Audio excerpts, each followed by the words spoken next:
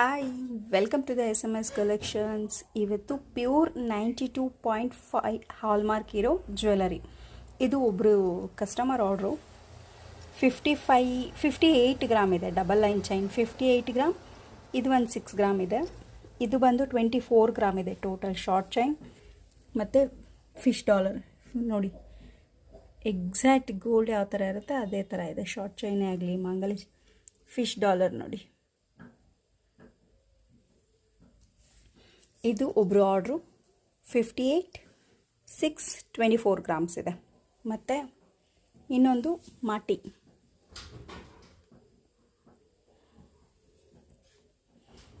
ಮಾಟಿ ಬಂದು 25 ಗ್ರಾಮ್ ಇದೆ.